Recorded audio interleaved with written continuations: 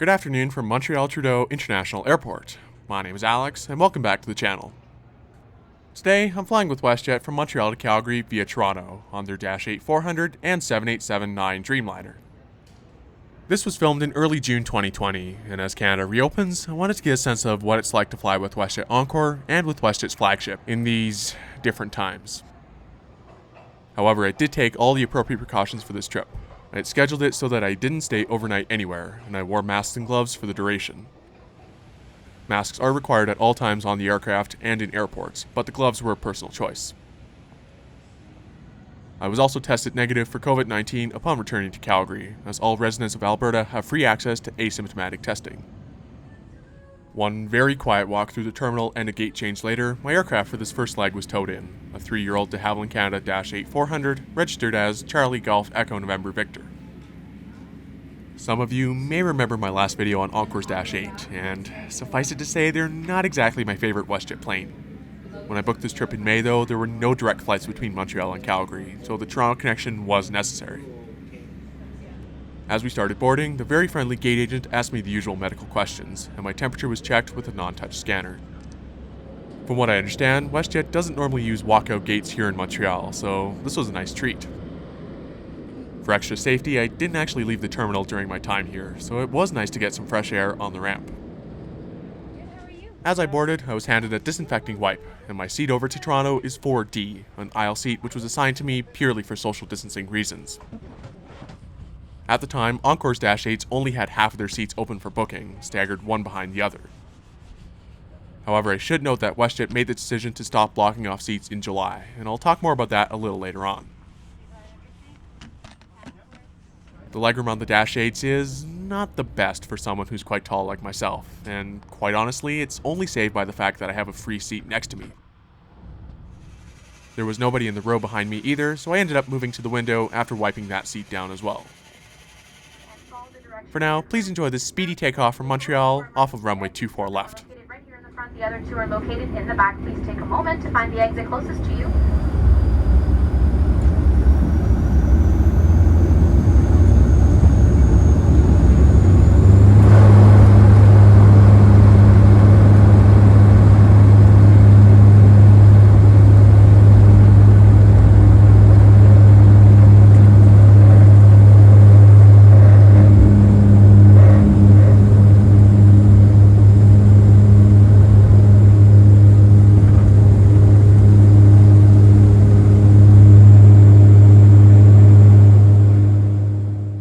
As we climbed out of Montreal, not only could you see the grim display of stored aircraft on the ground at Trudeau Airport, but we also had a view of Mirabel Airport to the north of the city.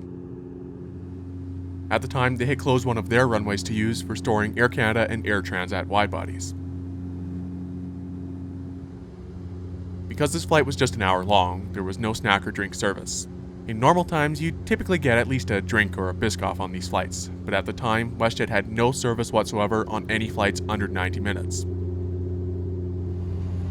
In the interest of not touching things, there was just a safety card in the seat back pocket, as well as an air sickness bag.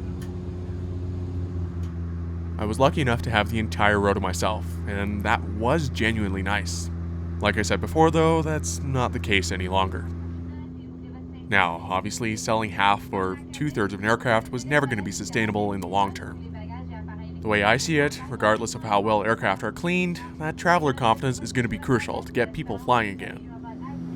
In the States, Delta, Southwest, Alaska, and even JetBlue are all great examples of that, since they'll be maintaining block seats through September.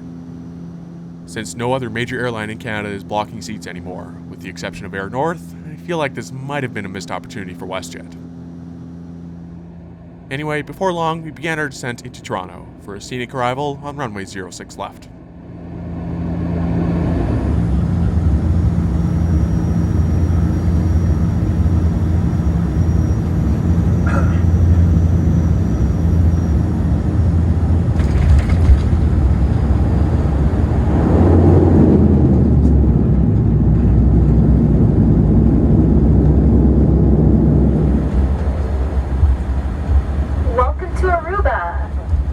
Just kidding. Welcome to Toronto. As you taxi to the gate, please remain seated with your seatbelt securely fastened. For a short hop, this wasn't a bad flight with WestJet Encore.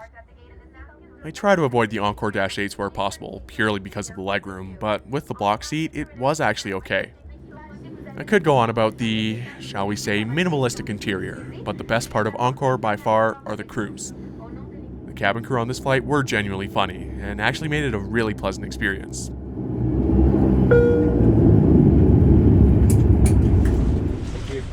Have a great day. Take care, thank you. My connection over to Calgary was, fortunately, not too far of a walk, since I only had 45 minutes between flights. The boarding process for the 787 was pretty much identical. The same medical questions were asked, and my temperature was checked at the gate. I should note that WestJet doesn't board strictly from back to front. They're still using the same zone system as they were pre-COVID. This departure gate had an atrocious view of our actual aircraft though, save for the left wingtip, but this will be on board WestJet's second Boeing 787, registered as Charlie Golf Uniform Romeo Papa. In the jetway, there was a WestJetter handing out the usual wipes, but they were also instructing people on how to wear their masks properly over their noses, which I totally agree with. I am curious as to why there wasn't anyone doing that on either of my other flights though.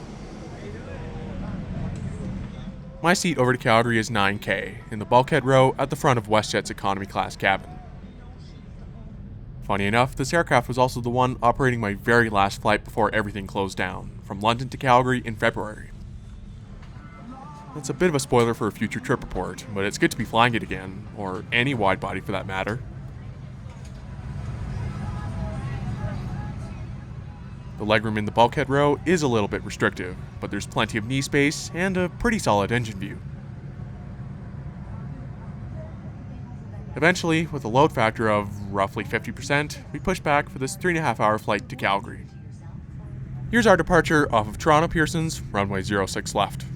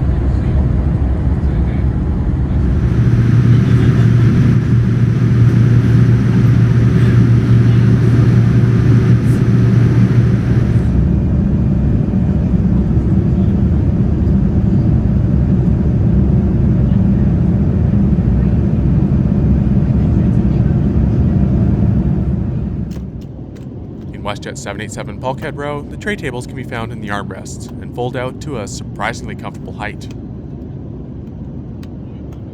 The in-flight entertainment screens also fold out from between the seats. The universal power outlet and USB port can be found underneath the seat as well. You'll also find some controls on the inside of the armrest, and on the screen are 2 headphone jacks and another USB port. As I've said a few times before, WestJet 787 in-flight entertainment is fantastic, although I found it's a little tricky to use with gloves on. The selection is pretty diverse, and they've also got this excellent moving map.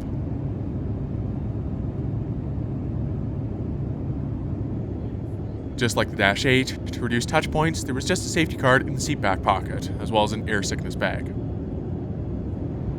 Since this flight was well over that 90-minute mark I mentioned earlier, the crew came by carrying trays of water bottles and Biscoffs.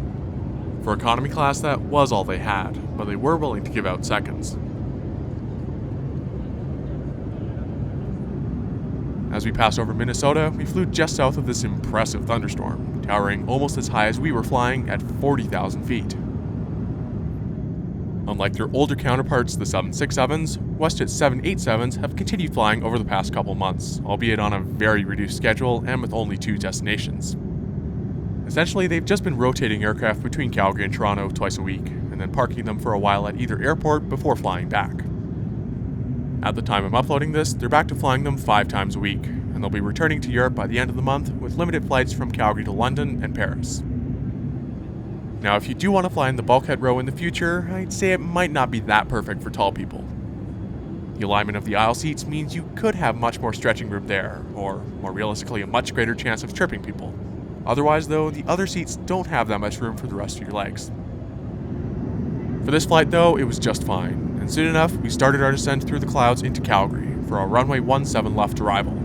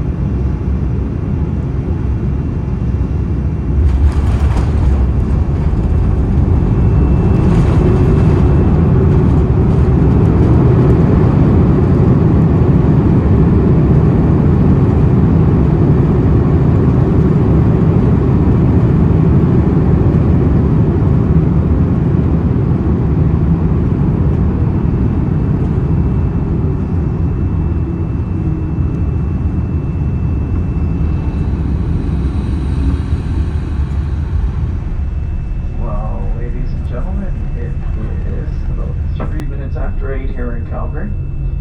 As we do taxi to the gate, please remain seated with your seatbelt. Overall, for when these flights took place, they were pretty good. Encore's Dash 8s are fairly bare bones and a little bit cramped, but going from one of those to a 787 is like night and day. WestJet's Dreamliner is always a comfortable ride, especially in an extra legroom seat, and the in-flight entertainment helped pass the time. In my personal opinion, the block seats were really nice to have, again for that peace of mind. Since taking this trip, it's been interesting seeing the whole middle seat debate develop in the States, while all of Canada's largest airlines seemingly decided it's not worth it. Even though the service on board is very basic right now, masks or not, the crews are still fantastic, and it's great to see that that part hasn't changed a bit. Although there have been some unfortunate corporate decisions made in the last month, and that the whole experience is very different than this time last year, it still was a pleasant trip.